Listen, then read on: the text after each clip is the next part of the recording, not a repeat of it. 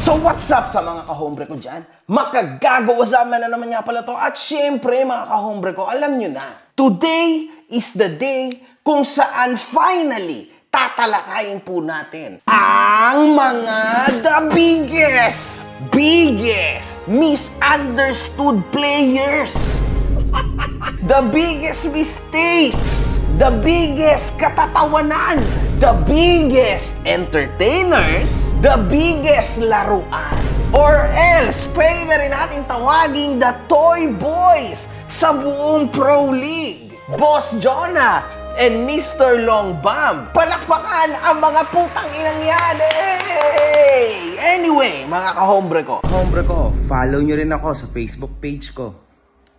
Kilala naman na natin lahat si Boss Jonah. Abante tayo kay Mr. Longbam. Si Harms Huy o mas kilalang Mr. Longbam ay isang content creator at professional basketball player na tinaguriang Steph Curry ng Pinas. Siya ay mayroong 102,000 followers sa Facebook at isang professional basketball player sa loob ng Pilipinas Super League o PSL. Wow!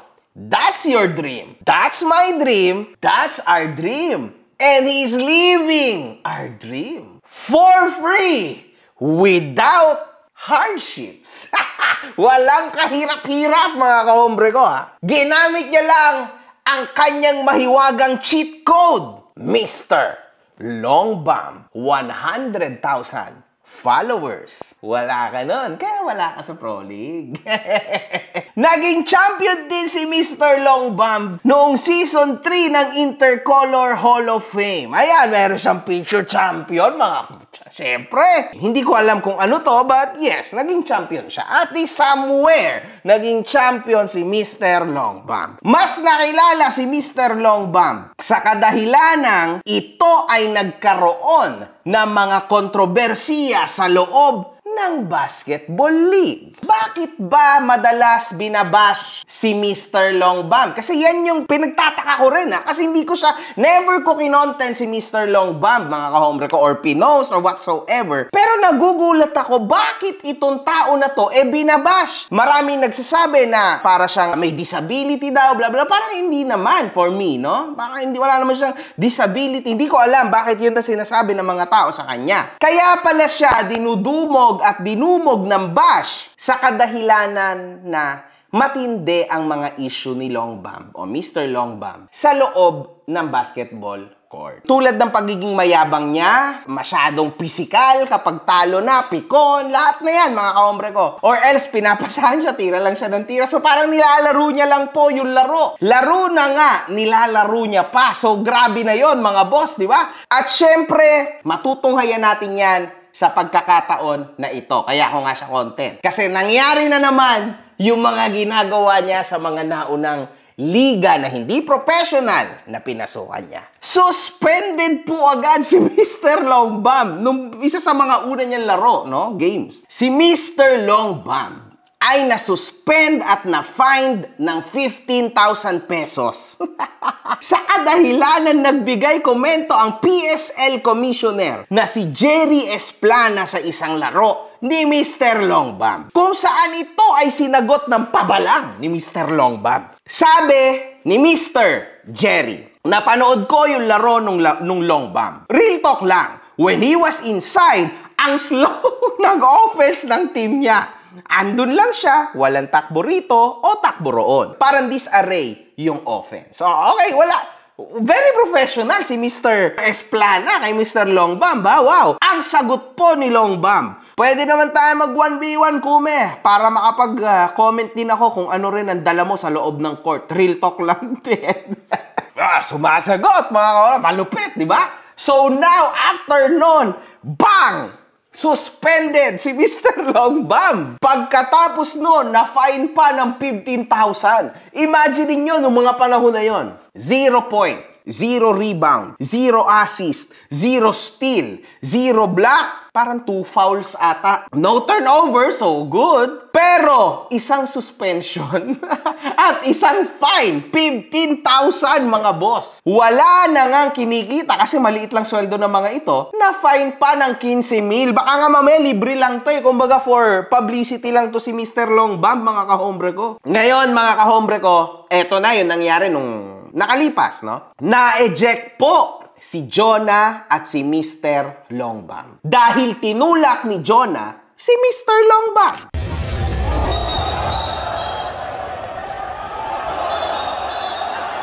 Eto po si Jonah Renz Jacob, isang very successful YouTube Philippine star. So, he's kind of a celebrity sa Philippines. His social media mileage is super vast. Kaya po siya, at huwag kayong magtaka kung bakit siya nasa PSL. So, kailangan din kasi talaga ng marketing ng PSL. So, these two initially are the so-called marketing clowns of PSL. Si Jonah ay isang successful na YouTuber. Sportsman po talaga itong tao na ito. Boxing, basketball, he's done it all, man. Halos 3 million subscribers to sa YouTube. So this guy, isa sa mga legends sa YouTube. Lalo na yung grupo niya na binuo nila na Brusco Brothers. At siya po ang pinaka mataas doon. Siya yung bossing ng Brusco Bros. So now, na-eject po parehas. Kasi ito yung problema kay Jonah. Jonah, alam ko nanonood ka. Si Jonah ay sobrang pikon na tao. Like, isa yan sa mga inaabangan, in fact, sa Battle of the YouTubers kasi everybody's waiting kung kailan sasabog si Jonah. But back in the day, isang kurot lang sasabog agad si Jonah, di ba? But then, Battle of the YouTubers is just entertainment. Kaso lang, ito is professional. So dito, Jonah, makikita nating lahat na unfortunately, grabe yun. Nagpadala ka sa napaka-babaw at napaka-babang situation. Dapat hindi mo na yan, hindi ka nagpapadala sa mga ganyan. There will be no excuses from you. Kasi isa kang professional basketball player. This title was given to you by Gab. So talagang totoong professional basketball player ka. Yun na ang affiliation mo. So dapat you give respect to that title na meron ka. Professional basketball player. Ibig sabihin, kahit anong mangyari, dapat ang patience mo sobrang taas. But isa sa mga gusto ko sabihin kay Jonah, believe ako sa'yo, bro. Kasi legitimate, man. Dati wala kang pasensya. Ngayon, sobrang haba na ng pasensya ni Jonah. To the point na napakarami na pong ginawang physical na pananakit nito ni Long Bomb kay Jonah. Kitang-kita naman natin lahat. But still, sumabog ka nung second quarter lang. Kasi kung yung dating Jonah yan, isang kurot, suntok agad yan, mga kahombre ko. So,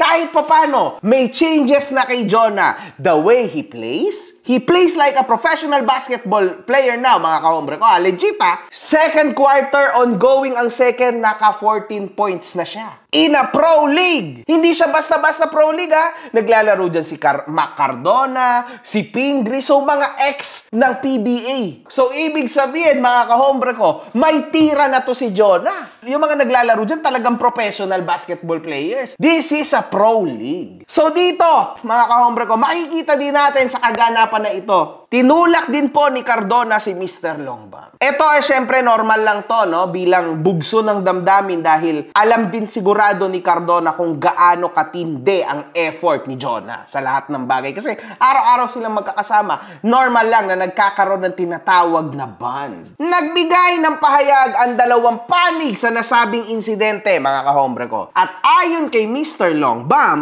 okay naman yung laro ni Jonah, pero ano lang talaga is syempre intensity of the game. Pressure na rin kami, tambak na rin kami, underman pa kami. Talaga gusto rin namin talaga makahabol, makabawi. Pero syempre, as I said, syempre gusto rin natin alam mo na, medyo itigil din yung run ni Jonah. Syempre nakakailang puntos na rin siya. Kailangan natin maging physical na rin. Kita nyo mga kahombre ko, sinadya daw ni Mr. Longbam na physicalin niya si Jonah. Dahil wala daw umano kahit sinong teammate niya ang kayang gumawa nun para sirain ang laro ni Jonah. Mr. Longbam, hindi naman to larong rugby. Hindi ito larong MMA. Ito ay basketball. Physikalan is okay, pero yung may intent ka nasaktan yung tao para masira yung game, that's super unprofessional. That's not good for PSL para sa akin. Kasi professional league tayo, bakit natin hahayaan na merong isang player na ganyan? Papaano kung sa intent niya na ganito, talagang totoong masaktan ang tao at ma-injured? We are just out there to play, hindi para magkasakitan. Ayun nga lang, hindi nakikita ng ref. And unfortunately, yung tulak ni Jonah, kita-kita ng ref. Ulitin ko, si Jonah ay nagkaroon ng 14 points sa mga panahon na so ongoing yung second quarter. Si Longbam ay isang golden 0 point. So, isinaan naman ni Jonah.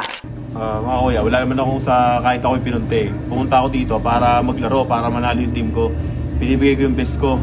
Hindi talaga ako nakakainis talaga eh. Kasi tatlong siko si Longbam, tapos sinuntok ako dito sa may bayag. Nakailag lang ako. Nagtitimpi ako eh. Pero nung tumatakbo na ako, hinabol ako ng sigo, doon ako nainis ka, binam ko lang ng isa lang, binam ko lang ng isa, tapos tumawa na ako, tapos nagyayabang pa rin siya. Isang bump lang, kapalit, roll out, ano yun? Di ba? But, hindi, para sa akin, unfair talaga eh, kasi, hindi rin, sa pag-ano, real to ka na.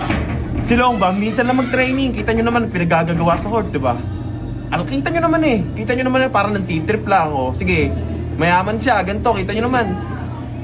Di ba? O, sige, yung magsalita, kita nyo katawan niya. Diba?